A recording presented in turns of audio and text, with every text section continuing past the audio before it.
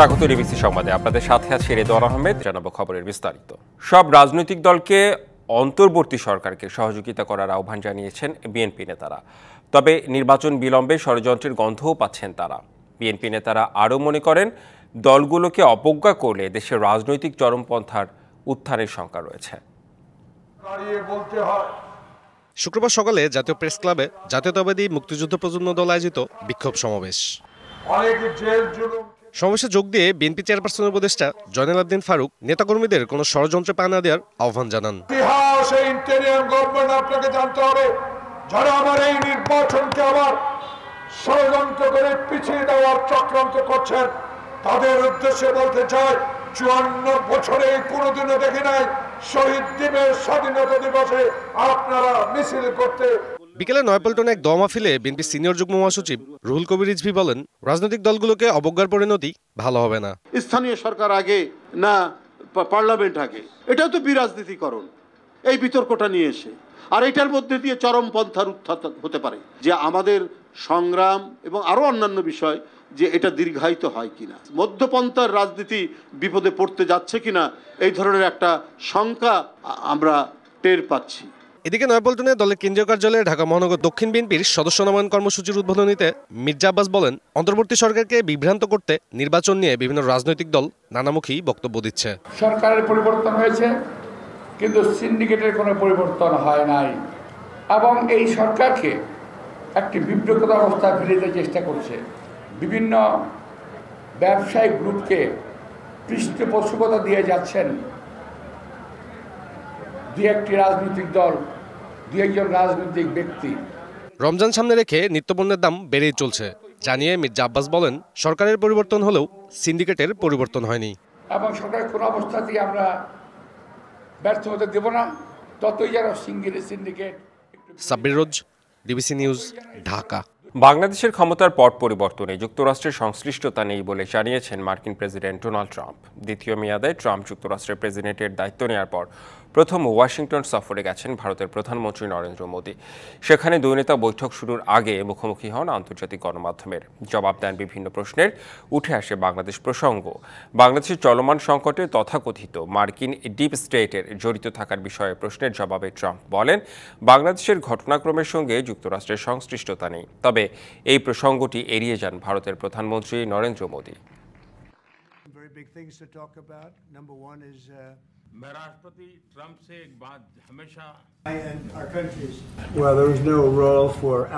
এর সঙ্গে আমাদের ডিপ স্টেটের কোনো ভূমিকা নেই। এই বিষয়টি নিয়ে প্রধানমন্ত্রী দীর্ঘ সময় ধরে কাজ করছেন, এভাবে শত শত বছর ধরে চলে আসছে। খোলাখুলি বললে বলা যায়, আমি বিষয়টি পর্যবেক্ষণ করছি, তবে আমি বাংলাদেশের বিষয়টি প্রধানমন্ত্রীর উপরে ছেড়ে দিচ্ছি।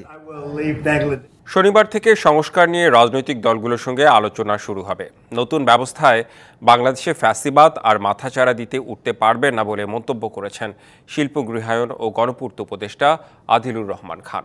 স্বৈরাচার প্রতিরোধ দিবস উপলক্ষে রাজধানীর শিক্ষা চত্বরে স্বৈরাচার বিরোধী আন্দোলনে শহীদদের প্রতি শ্রদ্ধা জানান সমাজতান্ত্রিক ছাত্র ফ্রন্ট, স্বৈরাচার বিরোধী ছাত্র পরিষদ, 82-90 ছাত্র আন্দোলনের নেতাকর্মী, বিপ্লবী ছাত্র মৈত্রী, 90-এর ডাকসু, সর্বদলীয় ছাত্র ঐক্য, পাহাড়ি ছাত্র ফ্রন্ট সহ বিভিন্ন সংগঠন।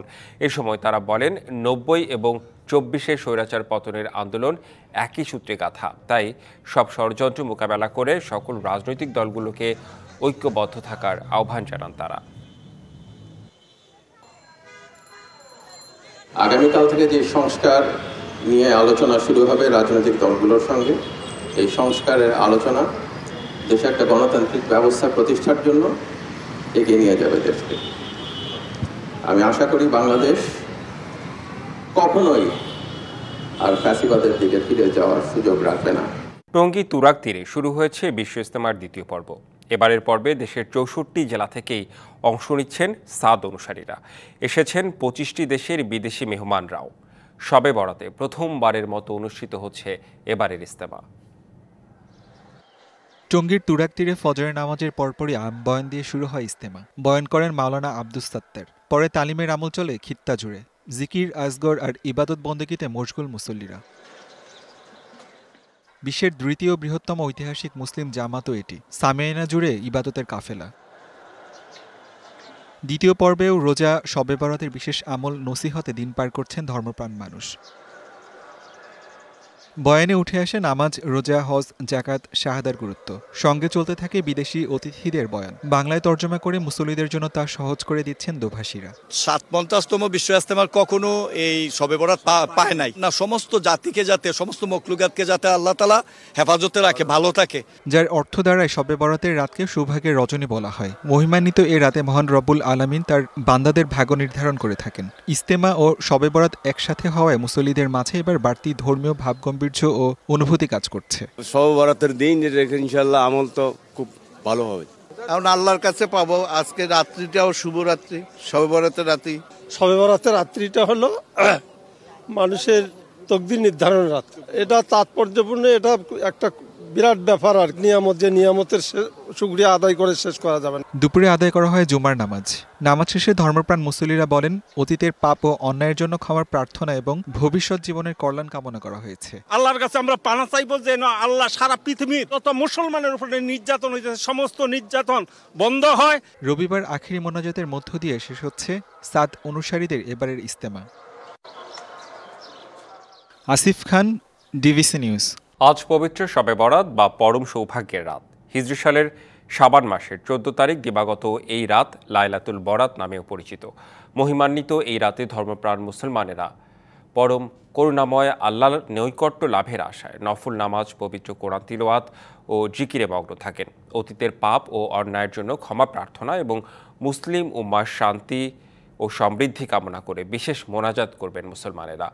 পবিত্র শবে বরাত উপলক্ষে ইসলামিক ফাউন্ডেশনের উদ্যোগে জাতীয় মসজিদ বাইতুল মোকাররমে সন্ধ্যা থেকে গভীর রাত পর্যন্ত ওয়াজ, দোয়া মাহফিল, কোরআন তেলাওয়াত সহ নানা অনুষ্ঠানের আয়োজন করা হয়েছে।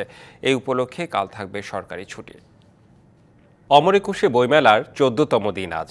ফাল্গুনের ভালোবাসায় প্রাণোচ্ছ্বাসে ভরে উঠেছে বইমেলা প্রাঙ্গণ। বিশ্ব ভালোবাসা দিবস ও পহেলা ফাল্গুন ঘিরে উৎসবে রূপ নিয়েছে অমর একুশে বইমেলা। অমর একুশে বইমেলায় আছেন আমাদের সহকর্মী ইশরাত জাহান উর্মি। সরাসরি চলে যাব বইমেলা প্রাঙ্গণে তার কাছে। রেদওয়ান, আপনাকে ধন্যবাদ। যেমনটি আপনি বলছিলেন 14তম দিন আজ এবং সেই সাথে একটা বিশেষ দিন এবং ছুটির দিন, অর্থাৎ সবকিছুর এক ধরনের বেশ ভালো ধরনের একটা মিশেল তৈরি হয়েছে আজকে। সকালবেলা যারা এসেছেন তারা চারুকলায় উৎসব দেখেছেন এবং অনেকেই তার সঙ্গীকে নিয়ে অথবা সন্তানদেরকে নিয়ে, পরিবারের মানুষদের নিয়ে, স্বজনদের নিয়ে, প্রিয়জনদের নিয়ে বইমেলায় চলে এসেছেন। একটু জানিয়ে রাখি, কারণ পরে আমি ভুলে যেতে পারি, যে আজকে বইমেলা কিন্তু 7:30 পর্যন্ত পবিত্র শবে বরাতের জন্য মেলার সময়সীমা কিছুটা কমানো হয়েছে। শুরু হয়েছে সকাল 11টায় এবং 7:30টায় আজ শেষ হবে বসন্তের এই দিনে। আজ বসন্ত এবং ভালোবাসার এই দিনে আমার সঙ্গে একজন লেখক যুক্ত হবেন দর্শকদের জন্য, আলভি আহমেদ। তিনি তার একটি বইয়ের কথা আমার মনে পড়ে, আমি পড়েছি ঘোস্ট রাইটার, এবং সেই খুবই অদ্ভুত ধরনের একটা বই আমার খুব মনে পড়ে সেই বইটির কথা। আমার পছন্দের লেখক একজন, আমি পরিচয় করিয়ে দিতে চাই আপনাদের সাথে। এবং সেই সাথে আলভি আহমেদ, আপনাকে জানতে চাই আপনার কাছে আপনার নতুন বইয়ের খবর, এবং যদি আপনি আজকে একটু বসন্তের বইমেলা নিয়ে কিছু বলেন। আমার নতুন একটা উপন্যাস এসেছে বইমেলায়। উপন্যাসের নাম হচ্ছে অলিন।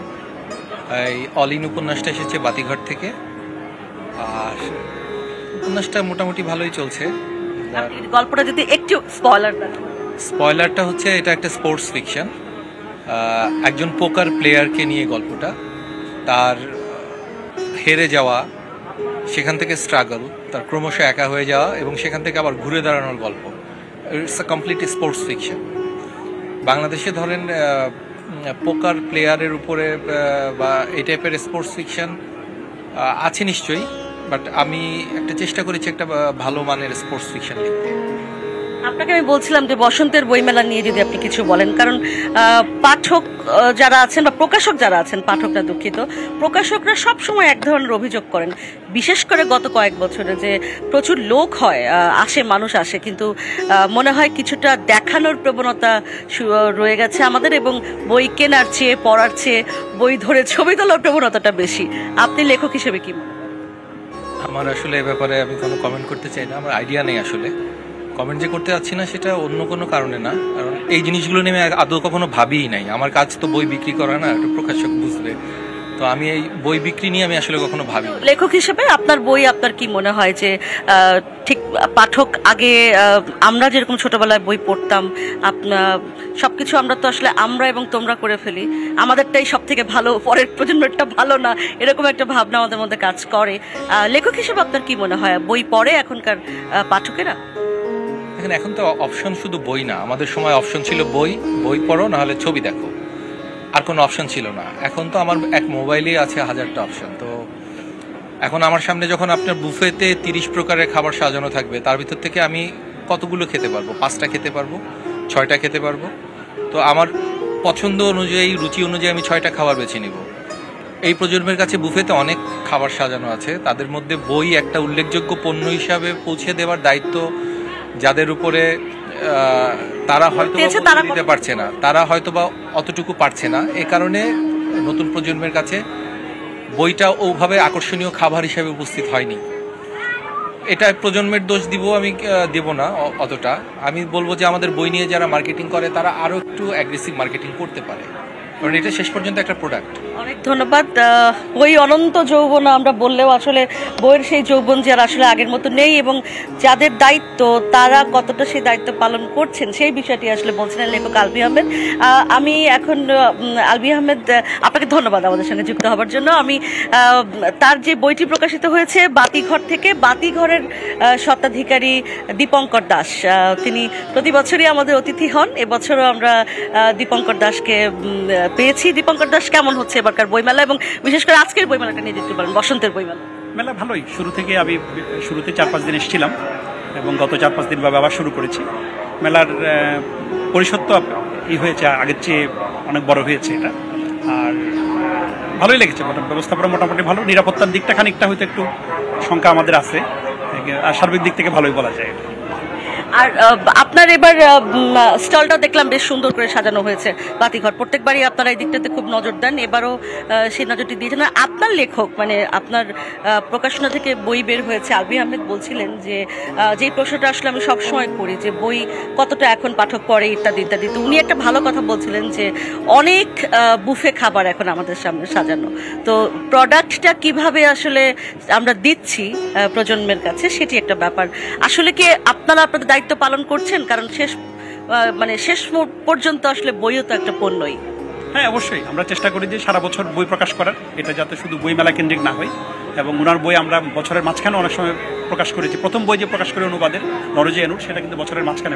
আমি দীপঙ্কর দাস বলতে চাচ্ছি যে সারা বছর বই প্রকাশ শুধু না, মানে আমি বলতে চাচ্ছি যে বইটা সুন্দর করে সাজিয়ে পাঠকের সামনে হাজির করা, এটা যে একটা আকর্ষণীয় জিনিস, সেই হিসেবে হাজির করলে হয়তো পাঠক কিনতে আগ্রহী হবে।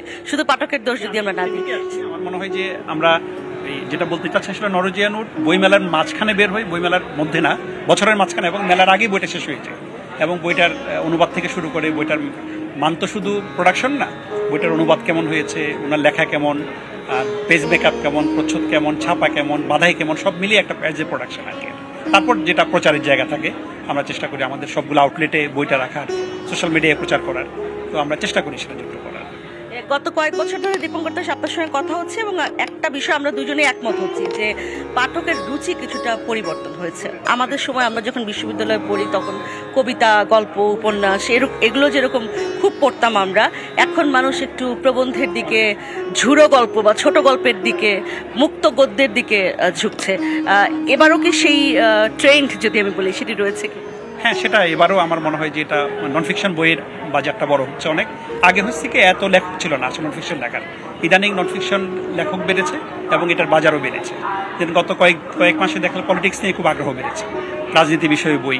আমরাও 2-1টা বই মানে প্রকাশ করছি, একটা হচ্ছে ইরানের বিপ্লব নিয়ে, আর একটা হচ্ছে বিপ্লবের মনস্তত্ত্ব নিয়ে, যে একজন ফাতালিয়া মোকাদ্দেম নামে একজন বিশ্ববিদ্যালয়ের শিক্ষক অনুবাদ হয়েছে।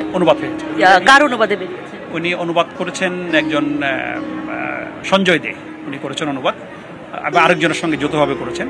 বইটা কয়েক মাস আগে আমাদের কাছে এসছে। এটা হচ্ছে লেখক ইরানিয়ান, উনি আমেরিকার এক বিশ্ববিদ্যালয়ের শিক্ষক।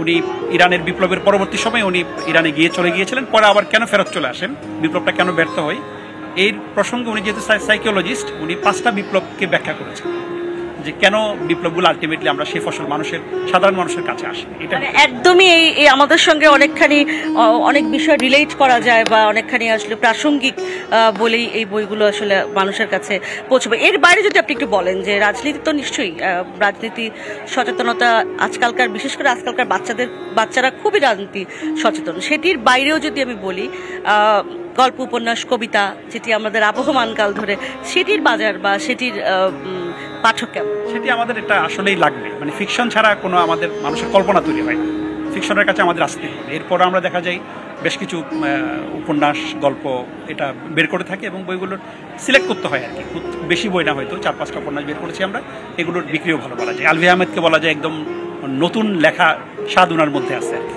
যেটা বলতে চাচ্ছিলাম। উনি নতুন লেখক এবং নতুন লেখার টেস্ট ওনার মধ্যে আছে এবং পাঠকেরা গ্রহণ করেছে। উনি খুব বেশি কমিউনিকেশন করেন না, কিন্তু এর পরও ওনার বই ভালো।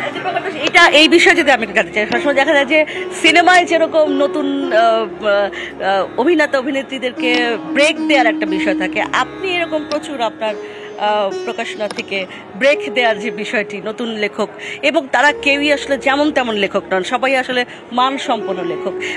আপনার অভিজ্ঞতা কি, এই বিষয়টি বাড়ছে কিনা? মানে আমি বলতে চাচ্ছি যে ভালো লেখক আসলে তৈরি হচ্ছে, সেটা হয়তো পরিমাণে কম হচ্ছে। আমরা গত বছর একজনের বই বের করছি যে উচ্চ মাধ্যমিক পাশ করে তার পাণ্ডুলিপি পাঠিয়েছিল আমাকে, তার সঙ্গে এখনো পর্যন্ত আমাদের যোগাযোগ হয়নি, কিন্তু পাণ্ডুলিপিটা আমাদের ভালো লেগেছিল এবং আমরা মনে করি যে নতুনদের উৎসাহিত করা দরকার। বইটা আমরা প্রকাশ করেছি এবং প্রতি বছরই কোনো না কোনো বই থাকে আমাদের। আপনাকে অনেক ধন্যবাদ দীপঙ্কর দাস। আমাদের সঙ্গে যুক্ত হয়েছিলেন দীপঙ্কর দাস, তিনি বাতিঘর প্রকাশনীর স্বত্বাধিকারী। আমি আরেকটু জানিয়ে রাখতে চাই আবারও, যদি পাঠকদের জন্য যারা আসলে এখনো মেলায় আসবেন বলে ভাবছেন, যে আজ কিন্তু মেলা সন্ধ্যা 7:30 পর্যন্ত, অর্থাৎ মেলার সময়সীমা কিছুটা কমানো হয়েছে এবং সেই কারণে কিন্তু 7টার পর থেকে কিন্তু মেলায় দর্শনার্থী যারা আছেন, পাঠক ক্রেতা যারা আছেন, তারা কিন্তু আর প্রবেশ করতে পারবেন না। একটু মেলার পরিবেশ নিয়ে আর একটু জানিয়ে রাখি। সুন্দর, আজকে 14ই ফেব্রুয়ারি এবং 14ই ফেব্রুয়ারি হবার কারণে বসন্তের বইমেলার যে বিষয়টি, অর্থাৎ হলুদ শাড়ি পরা, হলুদ পাঞ্জাবি পরা নারীদেরকে দেখছি, হলুদ পাঞ্জাবি পরা পুরুষদেরকে দেখছি, সব মিলিয়ে বেশ একটা উৎসব মুখর একটা পরিবেশ রয়েছে। এবং সেই সাথে আজকে আপনি জানেন যে একটু ভ্যালেন্টাইন ডে আজকে, ফলে সব মিলিয়ে আজকে একটা সুন্দর পরিবেশ দেখা যাচ্ছে এবং এটি আসলে একেবারে সন্ধ্যা পর্যন্ত থাকবে। এবং আজকে যেহেতু বসন্তের প্রথম দিন, বসন্তের যে আমেজ, সে আমেজটাও রয়ে গেছে। আমার সাথে আরেকজন প্রকাশক, অন্যয় প্রকাশের স্বত্বাধিকারী হুমায়ুন কবির ঢালি, তিনি যুক্ত হয়েছেন। আমরা তার সাথে একটু কথা বলবো এবং তারপর আমি চেষ্টা করব যে দেখি মেলায় আমি কারোর সাথে আসলে যারা আসছেন তাদের সাথে কথা বলার কোনো উপায় আছে কিনা, সেই বিষয়টি আমি দেখব। আমি একটু কথা বলতে চাই হুমায়ুন কবির ঢালি আপনার সাথে। হুমায়ুন কবির ঢালি, মূলত শিশু সাহিত্য নিয়ে আপনি কাজ করেন। আজকে শুক্রবার, ছুটির দিন, এবং ছুটির দিন হওয়ার ফলে সকালবেলা শিশু প্রহর ছিল। শিশুদের বইয়ের কি অবস্থা সেটা যদি মেলায় কিন্তু সারা বছর সব ধরনের পাঠক পাওয়া যায়, কিন্তু মেলা কিন্তু শিশু কেন্দ্রিক আমি মনে করি। এবং শিশুদের বইয়ের জন্য শুধু যে শিশু চত্বরই তাদের আনাগোনা দেখা যায় তা না। প্রত্যেক স্টলে আমি দেখি যে শিশুরা আসে এবং ওদের প্রিয় বইটি খোঁজে, প্রয়োজনীয় বইটি খোঁজে। এবং আজকেও যা দেখলাম যে শিশুদের বেশ আনাগোনা এবং শিশুরা আসছে। এবং যেটা অভিযোগ যে আজকালকার ছেলে পেলে বা এই প্রজন্ম বই পড়ে না, কিন্তু মেলায় এলে কিন্তু তা মনে হয় না। মনে হয় যে না, ওদেরও পড়ার আগ্রহ আছে এবং ওরা তার প্রয়োজনীয় বইটা নেয় এবং পড়ে। একটা বিষয় হচ্ছে হুমায়ুন কবির ঢালি, আমি সবসময় আসলে এটি বলি, সেটি হচ্ছে যে আমাকে এই কথাটি বলেছিলেন আরেকজন শিশু সাহিত্যিক আলী ইমাম, বলেছিলেন যে শিশুদের হাতে আসলে কি বই আমরা তুলে দেব, তার কোনো এটাকে কি বলে সিস্টেম বা তার কোনো ব্যবস্থা আসলে আমাদের সেরকম নেই।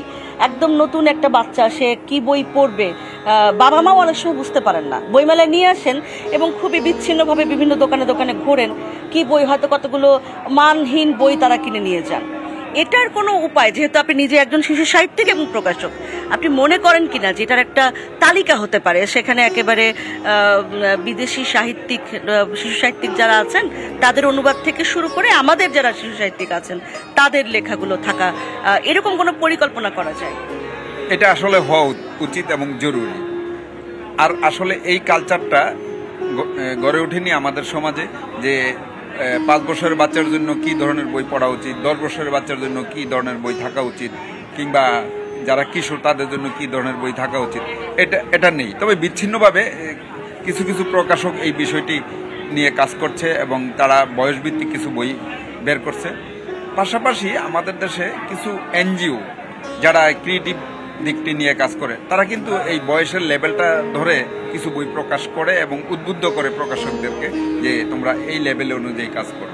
কিন্তু আমি লেখক এ ব্যাপারে ট্রেন্ড হওয়া উচিত, আমি যেই বইটা লিখব আমি কোন বয়সের জন্য লিখছি, কিংবা আমি যেই বয়সটাকে নির্ধারণ করছি সেই বয়সটা কি আসলে ঠিক কিনা, আমার ভাবনাটা ঠিক কিনা বা আমার চিন্তাটা ঠিক কিনা। এরকম কোনো একাডেমিক যেমন কোনো সিস্টেম নেই, কিংবা শিক্ষা নেই, বা এই ধরনের প্রস্তুতিও নেই। প্রকাশকদের ক্ষেত্রে সেম, পাঠকদেরও সেম। এবং যেই অভিভাবকদের কথা আপনি বলছেন যে অভিভাবকরাও আসলে জানে না যে আমার সন্তানকে আমি কোন বইটা তুলে দেব, এটা ওই সিস্টেমটা গড়ে ওঠেনি আগে থেকেই। এখনো এই নিয়ে কোনো কাজ হচ্ছে বলে পূর্ণাঙ্গ মনে হয়। এবং এটা যতদিন পর্যন্ত না হবে ততদিন পর্যন্ত আসলে আপনার শিশুদের পাঠাভ্যাস গড়ে তোলা বা শিশুদের মনন তৈরি করা এই বিষয়গুলো আসলে হবে না, তাই নয় কি? এটা একটা কাজ করতে পারে যে আমাদের স্কুল থেকে এই বিষয়টা শুরু করা যায়, যে স্কুলের শিক্ষকদেরকে ওইরকম ট্রেন করে নিয়োগ দেওয়া এবং তাদেরকে ক্রিয়েটিভ বিষয় নিয়ে, যেমন একজন লাইব্রেরিয়ান থাকে স্কুলে, একজন ক্রিয়েটিভ শিক্ষক থাকুক না কেন, সৃজনশীল শিক্ষক থাকুক, যে সাহিত্য নিয়ে, যে সাহিত্যের বিভিন্ন শাখা নিয়ে কাজ করবে, যে শিশুদেরকে বই পড়তে উদ্বুদ্ধ করবে, পাঠক তৈরি করবে, এরকম একজন শিক্ষক থাকুক। এবং আরেকটা হতে পারে যে বই সপ্তাহ পালন করা। আমরা পুলিশ সপ্তাহ পালন করি, আমরা বৃক্ষ সপ্তাহ পালন করি, আমরা নানা সপ্তাহ পালন করি। আমরা বই সপ্তাহ পালন করতে পারি বছরের সুযোগ মতো বা সুবিধাজনক একটা সময়। তাহলে হবে কি, আমরা ওই সময়টায় এই বিষয়গুলো উত্থাপন করতে পারবো এবং শিশুদেরকে ধীরে ধীরে তাদের যোগ্য করে গড়ে তুলতে পারবো। ওই ধরনের বইও আমরা কি ধরনের বই চাই লেখকদের কাছ থেকে সেটা জানাতে পারবো লেখকদেরকে। দুঃখিত, আপনার এবার অন্যায় প্রকাশ থেকে কি কি ধরনের বই এসেছে সেটা যদি একটু জানান। আমি সবসময় নানা বিষয়ে বই বের করি, বাচ্চাদের বই, শিশুদের বই তো থাকেই, পাশাপাশি যেমন একটা উল্লেখযোগ্য বই আছে একজন বিজ্ঞানীর লেখা বিজ্ঞান বিষয়ে একটা উপন্যাস, বিজ্ঞানের খুঁটিনাটি নিয়ে, উনি নিজেও বিজ্ঞানী। এটার নাম দিয়েছে আমি যে বিজ্ঞানী, বইয়ের নাম বিজ্ঞানী কিন্তু একটি বিজ্ঞান উপাখ্যান। পাশাপাশি ইতিহাস চর্চার বিষয়ে যেমন সনাতন ধর্মের স্বরূপ সন্ধানে একটা বই আছে, আর গল্পের বই আছে, শিশুতোষ বই আছে, সব নিয়ে 10 থেকে 15টা বই আসবে। আপনাকে অনেক ধন্যবাদ এবং আপনার প্রকাশনী অন্যায় প্রকাশের আমরা শুভকামনা রইল এবং আপনার জন্য লেখক হিসেবে আপনার জন্য শুভকামনা রইল। আমি চেষ্টা করতে পারি কিনা আমার সহকর্মীকে বলবো যে একটু আমি চেষ্টা করতে পারি, বাইরে আমি একটু দেখাতে চেষ্টা করতে পারি, কারণ আমার হাতে সময়ও খুব কম। কিন্তু বসন্তের বইমেলা আসলে দেখানোর যেই লোভ, সেই লোভটি আমি আসলে সামলাতে পারছি না। এবং আজকে খুব অল্প সময়েই আসলে মেলা শেষ হয়ে যাবে। দেখতে পাচ্ছি আমরা বিভিন্ন সাধারণ মানুষ আসলে আসছেন এবং বই তারা বই কতটা কিনছেন সেটি আসলে মনে হয় যে কখনো কখনো জিজ্ঞাসা করার। আমি একটু একটা স্টলে একটু কোনো একজন ক্রেতার সাথে যদি একটু আমি কথা বলি, আমি একটু সোহেলকে বলবো, সোহেল যদি আপনি দেখাতে পারেন। আপনারা সুন্দর করে সেজে এসেছেন, আপনি যদি একটু বলেন যে বই কি কিছু কেনা হয়েছে? হ্যাঁ, একটা আসছি একটু আগে, কিনছি একটাই, যেটা হলো কিনলাম হচ্ছে যে প্রকৃতি কবিতা। হ্যাঁ, মহাদেব সাহা আমার অনেক পছন্দের কবি। হ্যাঁ, রাইট। বিশেষ করে আমার হাজব্যান্ডের জন্য কিনছি, রাতে ওর জন্য কবিতা পড়বো আর ওরে শোনাবো। এই জন্যই। মানে কোন লেখক পছন্দ করেন? সুনীল গঙ্গোপাধ্যায়, তারপরে হচ্ছে মহাদেব সাহা, নির্মলেন্দু। হ্যাঁ, এইসব ওনাদেরই পছন্দ, এই জন্যই এটা নেওয়া। আরও দেখতেছি, একটা দেখলাম হচ্ছে এনিম্যাল ফার্ম, এটা বর্তমান প্রেক্ষাপটে এনিম্যাল ফার্ম তো খুবই বিখ্যাত। হ্যাঁ, ওইটাই দেখতেছি, কিনতে চাচ্ছিলাম, পড়তেছিলাম। আপনাকেও একটু আমি আজকে অনুরোধ করব, আপনার স্ত্রী বলছিলেন যে আপনার জন্য কবিতার বই তিনি কিনেছেন এবং রাতে আপনাকে কবিতা পড়ে শোনাবেন, এবং এনিম্যাল ফার্মের কথা বলছেন, খুব বিখ্যাত একটা বই। একটু দিকে ঘুরে দাঁড়ান আমার ক্যামেরার দিকে প্লিজ। এই যে পাঠ্যাভ্যাসটা, এটা খুব একটা দেখা যায় না। আমি নিজে খুবই আনন্দিত হলাম এটা জেনে। এই পাঠ্যাভ্যাসটা নিয়ে আসলে আমি আগে থেকে লেখালেখি করতাম, আর একটা বই খুঁজছিলাম, এটা সিনেমাও দেখেছি, অ্যানিমেল ফার্ম আগে পড়েছি। বর্তমান প্রেক্ষাপটের সাথে অনেক মিল এই রাজনৈতিক প্রেক্ষাপটের সাথে, আর এমনি অন্যান্য বইগুলো দেখা হচ্ছে আর কি। নতুন নতুন লেখক আসছে এবং গতবারের বইমেলা থেকে এবার অনেক ধরনের বই কম আসছে আর কি। যেগুলো দেখলাম যে বঙ্গবন্ধুর লেখা নিয়ে ম্যাক্সিমাম বইগুলোই নাই। আমি যদি আপনাকে একটু জিজ্ঞাসা করি যে এবার বইমেলাটা কেমন দেখছেন, মানে পুরো পরিবেশটা? হ্যাঁ, গতবারের থেকে দেখলাম যে না, আর একটু গোছানো মনে হয়েছে, ডেকোরেশনটা আরো বেশি সুন্দর মনে হয়েছে গতবারের চেয়ে। এবার মনে একটু বেশি আপডেট করা হয়েছে, এটা আমার বেশি পছন্দ হয়েছে। দেখতেছি ঘুরে ঘুরে, মাত্রই আসলাম। অনেক ধন্যবাদ আপনাদের দুজনকে। রেদওয়ান, বইমেলার আজকে 14তম দিন এবং ভ্যালেন্টাইন ডে এবং পহেলা বসন্তের দিনে মোটামুটি আমি আমার কথা আশা করি বলতে পেরেছি, জানাতে পেরেছি, জানালাম আসলে কি অবস্থা আমাদের আজকের এই বইমেলার, এবং সেই সাথে পাঠকরা কি বলছেন, লেখকরা কি বলছেন, প্রকাশকরা কি বলছেন, এবং সেই সাথে সাধারণ পাঠকরা আসলে কি ভাবছেন, বই পড়ার অভ্যাস কতটুকু রয়েছে, সেই সব বিষয়ে আমি আজকে তুলে ধরার চেষ্টা করলাম। এবং আগামী আরও যে কদিন আছে সে কদিন ডিবিসি নিউজের ক্যামেরা থাকবে বইমেলায়। আরও একবার জানিয়ে দিতে চাই যে আজকে কিন্তু মেলা 7:30 পর্যন্ত, 7টার পরে কোনো পাঠক ক্রেতা আর কিন্তু মেলায় ঢুকতে পারবেন না। পবিত্র শবে বরাতের জন্য আজকে এই ব্যবস্থা, এটি আরও একবার আমি যারা দেখছেন টেলিভিশনের সামনে তাদের জন্য জানিয়ে দিতে চাই। আপাতত এই বইমেলার খবর। রেদওয়ান। জি, বসন্তের বইমেলার খবরাখবর জানাচ্ছিলেন, আপনাকে ধন্যবাদ ইশরাত জাহানুর মেয়ে। 7 মাস পর ঢাকা মেডিকেলের মর্গে শনাক্ত হয়েছে যাত্রাবাড়িতে গণ-অভ্যুত্থানে নিহত হাসানের মরদেহ। জুমার নামাজের জানাজা শেষে তার মরদেহ নিয়ে ঢাকা বিশ্ববিদ্যালয়ে কফিন মিছিল করেছে বৈষম্য বিরোধী ছাত্র আন্দোলন।